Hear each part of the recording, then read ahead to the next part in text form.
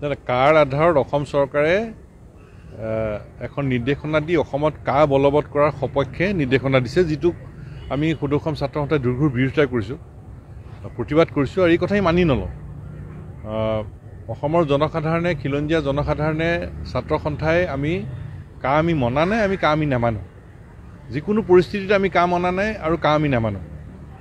আৰু এই কাৰ বিৰুদ্ধে গণতান্ত্ৰিক আন্দোলন আৰু আইনগত যুঁজ সমানে চলি থাকিব।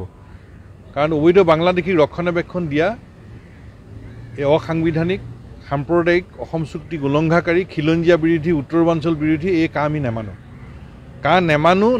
নেমানো এই কথা আমি বাৰেপতি কৈ আছোঁ আৰু বাৰেপতি আমি কৈ থাকিম। আৰু এয়া কেন্দ্ৰীয় চৰকাৰ, অসম চৰকাৰক আমাৰ কঠোৰ সকিয়নি, তেওঁলোকৰ হাতত সংখ্যা আছে কাৰণেই এখন খিলঞ্জীয়া বিৰোধী আইন আমাৰ ওপৰত জাপি দিব, আমি নেমানো।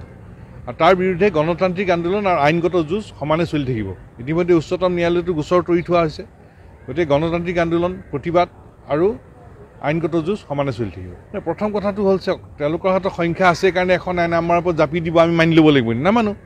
কাৰণ কাখন হ'ল আমাৰ খিলঞ্জীয়া বিৰোধী, উত্তৰবাঞ্চল বিৰোধী, অবৈধ বাংলাদেশীক ৰক্ষণাবেক্ষণ দিয়া এখন সাম্প্ৰদায়িক অসাংবিধানিক অসম চুক্তি উলংঘাকাৰী এখন আইন। আমি এইখন আইন কিয় মানিম?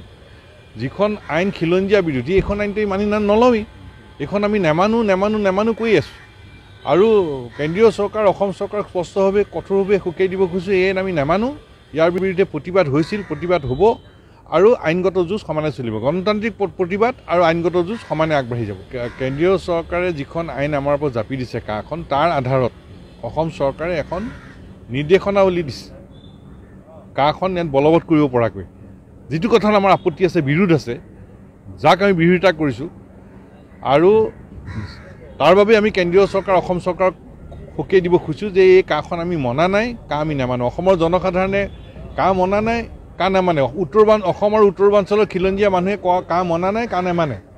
আৰু তাৰ বিৰুদ্ধে গণতান্ত্ৰিক প্ৰতিবাদ আৰু আইনগত যুঁজ সমানে আগবাঢ়িছে। আৰু সেই কথাটোকে কেন্দ্ৰীয় চৰকাৰ, অসম চৰকাৰক আমি পুনৰ ক'ব খুজিছোঁ, অসম আৰু উত্তৰবাঞ্চলৰ খিলঞ্জীয়া মানুহে মনা নাই, নেমানে।